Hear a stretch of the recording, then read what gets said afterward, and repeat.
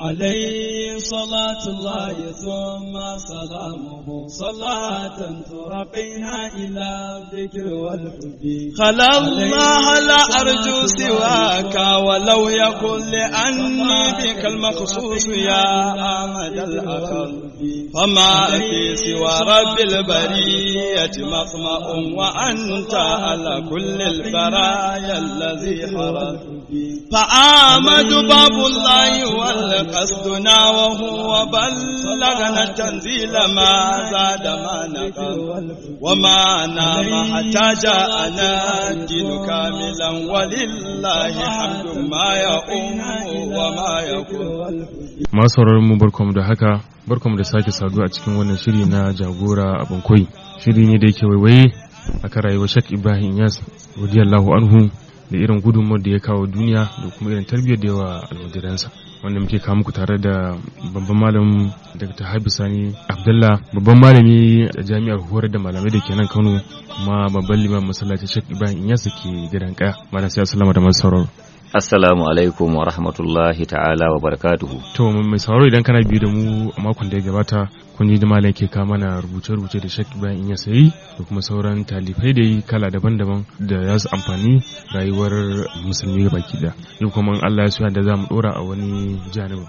Malam yau da me za mu dora? A'udhu billahi minash shaitanir rajim. Bismillahir rahmanir rahim. Alhamdulillahi rabbil alamin. Wassalatu wassalamu ala ashrafil anbiya'i wal mursalin. Sayyidina wa nabiyyina wa maulana Muhammadin sallallahu alaihi wa ala alihi haqqa qadarihi wa imtidaril azim. A yau in Allah ya yarda masu sauraro za su ji wani abu daga irin tafiye-tafiye wanda shehu Allah ya kara masa yadda yayi. Kamar yadda aka sani, wato shi dan adam farkon tasowarsa, kamar yadda masana nazari na dan adam suke cewa, dan adam yana tasowa ne cikin al'ummarsa, ma'ana cikin jama'ar da yake rayuwa tare da su. To amma idan amfaninsa ya kai kololuwa, ya zamanto amfanin ya fi ƙarfin iya jama'ar da yake raye cikin su kawai, to wannan ce za ta sa sai kaga mutum ya buɗa, ya tsallaka guri kaza an san shi, guri kaza an ji labarinsa, guri kaza ana gayyatarsa, guri kaza ana mara balale da shi, guri kaza ana kwaɗayin iliminsa, guri kaza ana bukatan shiryarwarsa, guri kaza ana bukatan tunaninsa. To wannan ce da sa shehu Allah ya kara masa yadda ya yi tafiye-tafiye tun da yake bai ma zauna ba, kuma a irin waɗannan tafiye-tafiye da yake da su, ko in ce da ya yi, ba zai iya yi wa a ɗan wannan lokaci da muke da shi wato mu tafi zuwa ga dukkanin tafiye-tafiyen nasa ba, amma dai akalla yan uwa za su so su ji wani abu daga tafiye-tafiyen da ya yi a waɗansu ƙasashe, wato ainihin daga cikin ƙasashen duniya. Shehu Allah ya kara masa yadda bayan da ya zamanto ya fara shuhura tsakanin al'umma, mutanen duniya sun fara jinsa, kuma yana ɗauke da wato ainihin wani kaya na yada addinin musulunci da yada koyarwa ta manzon Allah sallallahu alaihi wasallam, da kuma wato ainihin yada kyakkyawar tarbiyya da ruhi na addini a tsakanin mutane. To har zamanto cikin shekara ta hijira tana 1355, wanda ya daidai da shekara ta 1934, yau shekara 81 kenan. Shehu Allah ya kara masa yadda ya yi aikin hajjinsa na farko, wato ya tafi daga ainihin mahaifarsa Senegal, ya tafi zuwa ga ainihin ƙasar Makka don yin aikin haji. Wannan tafiyar, wato shehu ya bi wata ka'ida da malamai suke cewa Allah madaukakin sarki kullun yana cewa wa atul buyuta min abwabiha. Da sanda ka zo shiga gida, to kar ka yadda ka shiga gida ta kan katanga, ka shiga ta kofa. Wannan ta sa za a ga mutanen mu na da, mutanen kirki salihai bayan Allah, idan mutum ya samu damar da zai aikin haji a kasar Hausa, to sai ya fara zuwa Sokoto. Ya ziyarci Shehu Usmanu Mujaddadi, wanda ya jaddada alamomin addini bayan da ya tsofe. Wato kamar Shehu Mujaddadi, mun samu addini amma addini nan ya dan zaizayi, wani gurin ya yi tsatsa, wani gurin ya kare, wani gurin ya balgace, amma duk kai ne ka zo ka dora shi, ka daidaita shi, ka saita shi, mutane suka samu kyakkyawar fahimta, ka sanar da mu me ma'aikin Allah ke bukata da mu a rayuwa. To Shehu dan Fodiyo gashi na ziyarce ka, kuma ina neman izini daga gare ka zan tafi in je in yi aikin haji. An shiga gida ta kofa kenan. Idan mutum ya sami irin wannan sai ga wato kamar ya samu nutsuwar wato wanda ya hada shi da Allah ya san wato wane ne abin bautarsa Allah madaukakin sarki, to kuma kullun tsakanin kai da shi alkawari baya yankewa. Wani zai ce Allah gafarta malam, yanzu zan tafi aikin haji sai na koma Sokoto na ziyarci Shehu Usman, ba sai aka ce dole bane. A'a, su waɗanda suke da imani da tafiyar Shehu Usmanu wato haka suke ganin cewa shi addini kayan izini ne. Idan babu izini to babu addini. Don malamai sun ce abin da ya raba zina da aure kenan izini, abin da ya raba ciniki da sata kenan izini. Saboda haka ashe izini yana tushe. Saboda haka Shehu Allah ya kara masa yadda a wannan aikin hajji ta farko da ya tashi sai ya fara hawa doki daga Kaulaha, sai ya taho Dakar a doki. To daga Dakar ne sai ya faɗo Magarib, wato Maroko kenan a yanzu. Daga Maroko sai ya shiga mota sai ya shiga Fas. Fas a nan kabarin Abul Abbasi Shehu Tijjani Allah ya kara masa yadda yake a garin Fas. An haife shi a garin Aina Madi, amma kuma yanayi na rayuwa ya sa ya koma Fas ya zauna, wato ainihin ya rasu a can. Kaga kenan haifaffen Jazair ne shi Shehu Tijjani Allah ya kara masa yadda, amma kuma kabarinsa yana wato ainihin cikin ƙasar Magarib, wato ainihin a yanzu. Shi wato ainihin wato Aina Madi a cikin ƙasar Algeria, wato akwai wata jiha da ake ce mata jihar Lagawat. Ni na je ƙasar, na je jihar. A Lagawat din nan akwai tsohon garin wato ainihin Aina Madi, yana nan da irin gidajensa na da na dutse, ba abin da aka canza masa tun wancan shekaru. Har in ɗakin da aka haifi Shehu Tijjani Allah ya kara masa da an kai mu mun gani, da ni da marigayi Sheikh Mahmudu Salga, da Gwani Aminu Zaina, da Dr. Tijjani Zubair, da kuma Alhaji Abdullahi Sheikh Mahmudu Salga ke ce da shi Alhaji Malam. Mun je Aina Madi, mun je wannan ɗakin da aka haife shi, kuma mun shiga Jami'ul Atiq, wani masallaci wanda ƴaƴan Shehu Tijjani ma shahidai guda biyu suna wannan gurin a kwance. To Shehu Tijjani Allah ya kara masa yadda an ziyarce shi a wannan tafiya ta Shehul Islami Allah ya kara masa yadda. To daga nan Magarib to shikenan sai ya ɗauki wato ainihin kamar abun hawa, shikenan sai ya tsallaka sai ya shiga Jidda. Daga Jidda sai ya shiga mota sai garin Madina. To yanzu dai an sake gwada mana izini din bayan izini. Ma'ana ya ziyarci Shehu Tijjani Allah ya kara masa yadda. To kuma tunda ya sami isasshen lokaci babu abin da ya kamata sai ya ziyarci shugaba sallallahu alaihi wasallam. To a wannan tafiyar ce aka ce Shehu Allah ya kara masa yadda ya ɗauki haraminsa ne daga Zulhulaifa. Daga Zulhulaifa ma'ana daga miƙatin mutanen Madina. Daga nan ya ɗauki haraminsa. Ya zauna da haramin nan nasa kimanin kwana 7 a jikinsa. Bai sanya tufafinsa ba har sai da ya yi ɗawaful ifaba. Kuma bai gaggauta irin yadda alhaji sukan yi jifa, wato ainihin kamar bayan ranar jifa a ƙara jifan kwanaki 2 a koma garin Makka, shi bai wannan ba, sai da ya cika wato ainihin kwanaki guda 3 nan bayan ranar jifa na farko. Saboda haka Shehu Allah ya kara masa yadda wannan aikin hajji nasa na farko wato ainihin ya yi abubuwa na koyarwa da ilimantarwa kwarai da gaske. Na farko dai zamansa a Mina akwai gurare masu muhimmanci wanda mamaki yanzu alhazai ba masa kula. A can Madina. A aikin Makka a Mina. Za mu dawo kan maganan wato zamansa a Madinan tukuna. Amma dai aikin hajjin da muke so mu nuna yayi zamansa a Mina ya ziyarci gurare da yawa. Misali akwai wani guri da aka ce Annabi sallallahu alaihi wasallam a Mina din ya dan tsallaka ya rabu da mutane sai waɗansu daga cikin jama'arsa wato ainihin suka bi shi. Yana zama sai aka saukar da sura nan ta wal mursalati urfa. Wato gurin yana da albarka kwarai da gaske. Kuma daga nan sai ya sauka wato sai ya sake ainihin shiga wani masallaci wanda shi wannan masallacin kuma a nan ne aka saukar da inna a'tainaka al-kausar. An ce ma a wannan masallacin a nan ne aka fanshi annabin Allah Isma'ilu dan annabin Allah Ibrahim da ainihin ragon da wato ainihin aka fanshe shi da shi.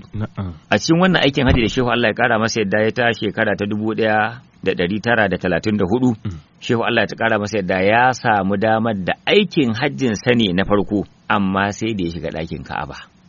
Ma'ana shi a wannan tafiyar shi mai kula da ainihin ɗakin Ka'aba wanda ake ce da shi Abdullahi Shaibi wato da ya ga shehu cikin wato ainihin kamala da almajirai waɗanda suke kaddara shi da girmama shi, sai ya gane cewa wannan mutumin duk yanda aka yi shakhsiya ce islamiyya hayya bariza, ma'ana wani mutum ne a musulunci wanda yake wato ainihin tankada amalanken musulunci gaba, kuma wato a bayyane yake al'amuransa ba a ɓoye ba, sannan yana daga cikin irin wannan musulunci ma yana kaddara wato ainihin furfurar da ya gani a jikinsa.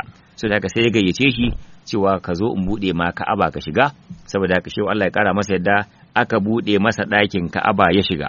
A wannan aikin hajji na farko da yayi, shehu ya haɗu da waɗansu wato ainihin mutane da suka taho daga Magarib. Shi san da ya je ziyara Magarib din su sun riga sun taho Makka. Sun yi gaba. Ba su san zuwansa can ba, ba su ma san ya je can ba. Saboda haka da suka haɗu da shi sai suka bayyanar da kansu a gabansa. Amma a ina suka ganshi suka gane shi? Daidai inda ake ce da shi rukunul yamani. Wato idan an zagayo hijiri Ismail, idan an zagayo wannan jidarin Ka'aba din da ke jikin hijiri Ismail daga wato wani bangaren dama inda ake dawafi, to tsakanin wannan kwanar da Hajarul Aswadi nan ake ce da shi rukunul yamani. Wato zaka ga malaman da suke magana akan aikin haji suna kiran shi rukunul ijaba. Wato alhajin da yake dawafi a wannan gurin, to da dan wannan takin kafin ya je Hajarul Aswadi ya roki Allah, wato rukunul isti'aza, ya roki Allah dukkanin abin da yake tsoro. Dan wannan rukunin anan suka haɗu da wannan wato ainihin saurayi daga kasar Fas, wato ainihin daga cikin wato ainihin sharifai, wato ainihin mazauna Fas. Shehu Allah ya kara masa yadda yayi irin wannan aikin haji. Wato abin ban sha'awa shine yanda yake kokarin kaffa me Allah yake so ya aikin haji. Shi yasa da yake ya dauko wato ainihin aikin hajin da ba tamattu'i ba, ya iya haƙuri ya zauna da haraminsa kwana 7 tun daga ran da ya dau harami a Zulhulaifa ya shigo cikin garin Makka, ya yi dawafin da ake ce da shi dawaful umara na kirani ko dawaful umara wato ko dawaful qudum in ba kirani bane. To ya zauna da haraminsa har sai da aka gama aikin hajji ya dawaful ifada, sannan ya warware haraminsa, tare da cewa an halatta wa alhaji idan ya yi jifan nan na farko ya warware haraminsa. Shehu ya ce a ni tun da Allah ya ce yana son ya ga mutum a cikin wannan kamannin, ni kwa zan zauna har sai na dawaful ifada. Shehu Allah ya kara masa yadda a irin wannan aikin hajjin da ya farko din nan a cikin ta ne ya zauna a garin Madina, wato ainihin sai da ya kwana 21 a garin Madina ba. Wato da ran da ya shiga Madina zuwa ranar da ya fita sai da aka kirga kwanansa 21 cif. To ka kenan inda kirgawa za ka yi ka ce an yi sallah 5 sau 20, kaga ta rushe sallah 200. To kuma sannan ga kwana ɗaya kaga sallah 205. To idan kai lissafi da abin da ma'aikin Allah yake faɗa na fadalar yin ibada, wato ainihin a haraminsa, fadalan mai yawan gaske ce, kwarai da gaske. Wato saboda haka shewa Allah ya kara masa yadda sai da ya yi sallah a masallacin ma'aikin Allah a wannan aikin hajji ta farko da yi sau 200 da wato ainihin 5 sallolin farilla banda nafila. Allah kadai ya san abin da ya sallata wato ainihin na fulfuli. Shewa Allah ya kara masa yadda a cikin wannan ziyara, wato wannan aikin hajji, wato bai gushe ba kullum kuma in dai an yi sallar farilla an yi sallama, to sai ya je ya yi ziyara ta shugaban sallama. Wannan dan ya amsa kiran da Allah ta'ala yake yi wa mu'mine cewa yana daga cikin abin da yake kware da imanin nan nasu, su zo gaban ma'aikin Allah su gaishe shi, su ce su faɗa abin da suke faɗa suke bukata na alkhairi a gabansa. To shi dan ya samu wannan wato ainihin talbiya din, wato amsa wannan kiran. Shi yasa duk sanda aka yi sallar farilla, shi sai ya je wato ainihin wannan rauda, ya wato ta manzon Allah sallama, wato ainihin ya ziyarce shi ziyarta ta ganin girma, ziyarta ta neman albarka, ziyarta ta neman ƙarin madadi, ziyarta ta addu'o'i.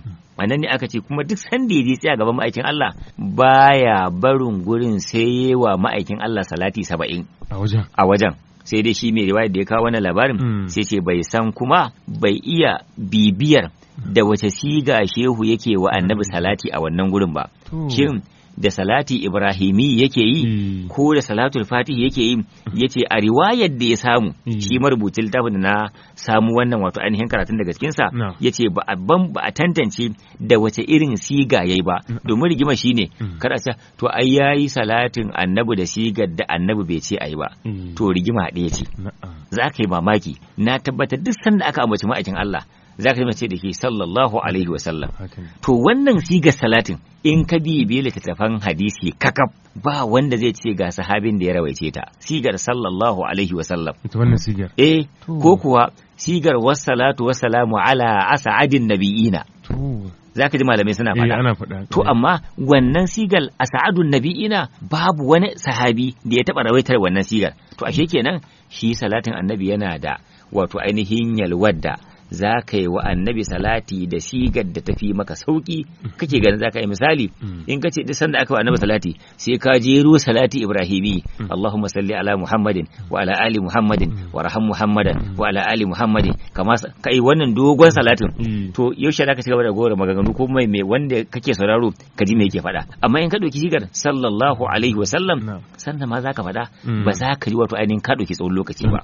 To wannan sa Shehu Allah ya kara masa yadda wato ainihin duk sanda ya je wannan ziyara ta ma'aikin Allah sai yi wa ma'aikin Allah salati wato ainihin sau 70 sannan kuma ya addu'a. To a nan ne har wata rana wani abu ya faru. Shi Shehu a duniya ba shi da wani wanda yake gabansa kamar manzon Allah sallallahu alaihi wasallam. Mun sha faɗa irin wannan a cikin wannan shirin. Ba shi da wani wanda yake ganin ya isa a sallama ai koyi da shi kamar manzon Allah sallallahu alaihi wasallam. So da haka wata rana da yake yana ziyara yana kallon ma'aikin Allah, wato yana kallon wannan raudar yana hawaye, bai san yaushe aka yi kiran sallar da ake cikin lokacinta ba. Kawai abin da ya ji kada kamatis salatu kada kamatis sala, yana cikin shauki. To a inda yake tsayen nan to abin da kawai shine juyawa zai, in ya juya sai ya kalli alkibla. To da ya kalli alkibla aka idar da sallah sai wani baiti ya zo masa cewa usalli amamil haqqu jalla jalaluhu wa khalfi imamil hashimi bi isa'i.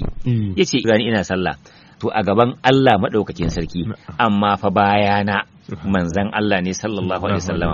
To ka san idan mutum ya so ya faɗi abin da ransa yake so game da wanda yake takun saka da shi, sai ka ji ya kaji magana sai aka zo aka ce Allah gafarta malam, ai ga wani baiti manan shehun ku yana gwada mana cewa shine limamin annabi. Nace a ina ya faɗa? Sai aka ce gashi ya ce usalli amamil haqqu jalla jalaluhu wa khalfi imamil hashimi bi izai, ina sallah gaban Allah annabi yana bayana. Nace to ka san labarin baitin? Sai ya ce a'a. Nace to zo in baka labarin baitin. Ziyara ce Shehu Allah ya kara masa yadda yake yi. Yana cikin ziyara sai ya ji an tada sallah. Shi kuma Shehu baya zama sai da alwala, ba shi da bukata ya fita ya sake alwala. Kawai a inda yake kallon ma'aikin Allah juyawa zai yi ai sallah. To ko idan har za a yi sallah Allah yana gabansa annabi yana bayansa, so da haka yana mai godiya ga Allah, usalli ina yin sallah amami alhaqu jalla jalalu. Wanda ke gabana shine Allah madaukake sarki, wa khalfi amma wanda ke bayana imami shugabana alhashimi manzan Allah kenan bi izai. Wato yana daura da ni, wato inda zaka dan kalli inda nake kadan baya wajen bangaren hagu, wato irin bangaren kafada ta da dama, to anan ma'aikin Allah yana nan. To ba Shehu yana nufin shine limamin annabi ba, jin dadi ne yasa yace yau gashi dan gata gaba Allah baya annabi. Saboda haka shi wato kamar duk abin da ake bukata ya samu, kuma a rauda cikin wato ainihin hujjar sharifa, wato wata falalaci Allah ya kama masa a wajen. Allah ya kama masa yace yau gani gaba na Allah baya na annabi. To wannan Shehu Allah ta kara masa yadda, wato ainihin shi yake nufi da wato ainihin wannan. A wannan ziyara ta garin Madina, zaman da yayi ya haɗu da ake ce da shi Sheikh Abdullahi Tayyib. Wannan Abdullahi Tayyib din nan aka ce yana ɗaya daga cikin jikokin al'imamu Shafi'i Allah ya ƙara masa yadda. Shi ko imamu Shafi'i kamar yadda muka sani shekara ta 150 bayan hijira aka haife shi. Ma'ana shekarar da al'imamu Abu Hanifa ya rasu, to wani shekara aka haifi al'imamu Shafi'i. Kuma sun yi mu'asara da al'imamu Malik Allah ya ƙara masa yadda. To wannan Abdullahi Tayyib din nan da Shehu ya ganshi a garin Madina yana ɗaya daga cikin wato ainihin wato jikokin al'imamu Shafi'i. Aikin hajjinsa na farko suka haɗu da shi. Sannan wani abun ban sha'awa, a wannan aikin hajji ne suka haɗu da sarkin Kano, sarki Alhaji namu da nan Alhaji Abdullahi Bayero. Shi kuma kamar yadda malaman tarihi ke cewa ya yi mafarki, an nuna masa Shehul Islami a mafarki, sai aka ce da shi wannan shi ne malamin da zai tarbiyyanci arwahu zukata, ya tsaftace zukatan al'ummar zamaninka. Sai farka ki tawaki ina ma Allah zai haɗa da wannan babban malami wali da ake faɗa. to da Allah ya kaddara masa dama yana da burin shi dai Allah ya ba shi iko ya aikin haji da wani irin wato ainihin yanayi yana tsananin kwaɗayin aikin haji so da aka je aikin haji shi ma sai ya samu damar fara zuwa garin Madina da ya shiga garin Madina yana ganin shehu sai ce ai wannan kai ne wanda Allah ya nuna min kai a mafarki sai ya kama hannunsa suka shiga ziyara a lokacin shi sarkin Kano Abdullahi Bayero Allah ya jaddada masa rahama yana tare da wazirin Kano Sulaimanu dan Isma'ilu suna tare da shi so da sarkin Kano da ya ga Sheikhul Islam kuma ya ga irin yanda almajiran suke tafiya tare da shi da irin yanda yake magana da duk sanda aka yi wani abu ba zai bar guma sai ce anan ma'aikin Allah yayi irin wannan abin sau kaza ku zo mu samu albarka bi sarkin Kano sai ya kankame shehu to daga nan har Makka yana wa sarkin wato shi yana nuna sarki guraren alkhairi da guraren ibada shi kuma sarkin Kano yana ci gaba da wato an yi masa hidima saboda haka shehu Allah ya kara masa yadda bayan da wato ainihin ya gama da ainihin ziyara to kuma sai sake dawowa daga Makka dai sai sake dawowa Magarib wato ainihin nan Fas daga Magarib sai ya dawo wato ainihin bayan ya shiga zawiya ya zai Abul Abbas cewa an je an yi aikin haji an dawo sannan kuma sai wato ainihin ya dawo wato ainihin wannan rihilar da aka ce wato shehu yayi sai da ya cinye wato ainihin kimanin wata 4 a wannan tafiyar domin ya fita cikin wato ainihin tsakiyar Shawwal aka yi Zulqa'ida aka yi Zulhajji sai watan Muharram da ya je ƙarshe sannan ya dawowarsa cikin watan Muharram shekara ta 1356 a wannan lokacin da ya dawo ya rage saura kwana 6 mahaifiyarsa ta wafati ya dara wani abu mamaki kwana 6 duk wannan tsawon lokacin da ya cinye wata 4 nan ransa yana kan ya bar walidarsa shekaru sun cin mata tsufa ya kama ta kuma komai na iya faruwa amma yana raja'in ina ma zai dawo ya same ta to ya dawo cikin watan Muharram da kwana 6 Allah sai ya mata cikawa saboda haka ita wannan tafiyar da yayi kamar yadda muka ambata shehu ya tashi da Kaulaha ya tsallaka wato ainihin Dakar daga Dakar ya fada Kasbalanka daga Kasbalanka ya shiga cikin Fas a ta hanyar mota daga Fas sai ya shiga jirgin wato ainihin kasa sai ya shiga wani gari ake ce da shi Banja daga Banja sai ya fada cikin Jidda daga Jidda sai ya sake shiga cikin wato ainihin mota sai ya tsallaka wato ainihin zuwa ga ainihin garin wato ainihin Madina to a Madina ne fa shehu ya faɗi wato a wannan aikin hajjin ne shehu da ke shi mafi yawa abubuwansa duk yana in ya sai ya rubuta aji saboda 'yan baya to sai ya waɗansu yake nuna godiya ga Allah ga wannan aikin hajjin farko din da yayi a cikin wata rihila ta sake cewa tajarratu min malbusi al-yawma muhriman tajarrada qalbi min siwaka mu'azzama wa in duftu bil baitil mu'azzami qadruhu ilahi wa qalbi hawla zatika khayyima wato shi yake cewa yana daga cikin abin da nake iya tunawa ya faru na san sanda na cire tufafi na al'ada na kayan sawa na ɗaura tufafin da ake cin tufafin harami to amma a daidai wannan lokacin da nake cire tufafi na daga jikina kuma ina cire dukkanin wani abin da ba kai ba ya Allah daga zuciyata wato an samu wanda ake ce da shi wato ihrami cikakke kenan zuciyarka ka cire komai ka aji Allah jikinka ka cire komai ka sa abin da Allah yake so shine wannan mayafi da ake yafawa da kuma wato ainihin wanda ake daurawa yace idan ina dawafi a jikin ɗakin da al-mu'azzami qadruhu wanda aka girmama alƙadarinsa wanda Allah ya girmama alƙadarinsa to kuma zuciyata game da sha'aninka kullun tana kai kawo din ya za ta samu yardarka wannan yana ainihin faɗin wannan ne a cikin garin Madina kuwa da ya je ga shugaba sallallahu alaihi ya ga wannan rawar tasa to shine sai ke cewa ataka rasulullahi zaurun mu'affiran khadidan lada'a atai babika mu'sira wa yadlu minkal basda wal fayda wal huda ataka muhibbun bil huquqi muqassira yana cewa ya kai shugaba sallallahu alaihi wa sallam wa ga wani zaur maziyarci ma'ana mai ziyara ya zo ma wato kamar wannan yana gwada cewa ya karanta waɗansu abubuwa da waɗansu marubuta suka ambata cikin sha'anin ziyara cewa masallaci za a kudura niyyar ziyara ba annabi ba sai ce a'a ni shi zan tafi ziyara.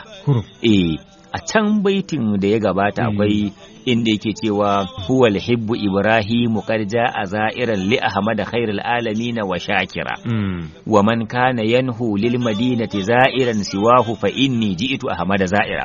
Wai inda wani mutum zai tambaya wane ne nan a gaban ma'aikin Allah ce huwal hibbu masoyi ne yazo, to masoyan ai da yawa ne ce Ibrahimu sai faɗi sunansa, kad jaa gashi yazo maka za'iran yana mai ziyara. Yana mai ziyara gawa li ahmad khairul alamina ga ma'aikin Allah fi yanta alkai wa shakira, kuma yana mai gode wa Allah da ya bashi dama wannan ziyara.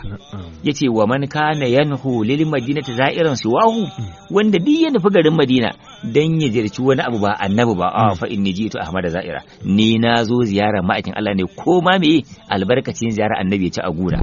In wani guri ya ga na ziyarce shi to albarkacin annabi ya ci, dan inda annabi baya nan ni ba zan zo ba. Shi ba garin ne a gaban sa, shi ba garin ne a gaban sa ba, annabin ne a gaban sa. Saboda haka har garin ya samu albarkar manzon Allah ne sallallahu alaihi wasallam.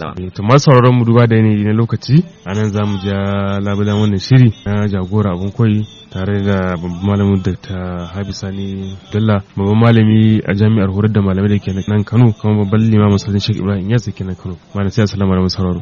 Assalamu alaikum wa rahmatullahi ta'ala barakatuhu. Allah ya saka wanda da ne wannan shiri da alkhairi. To sai a tara a mako mai zuwa domin jin ci gaban shirin. Ni da zagonta shirin Nura Bokon Musa ya ce assalamu alaikum wa rahmatullah. Alayhi salatullahi thumma salamuhu taqina bihil basa wa dhurra walla alayhi salatullahi thumma salamuhu taqina jami'a sharri wal baghi واللقوى عليه صلاة الله ثم سلامه تنيل المنى للعبد والتقوى.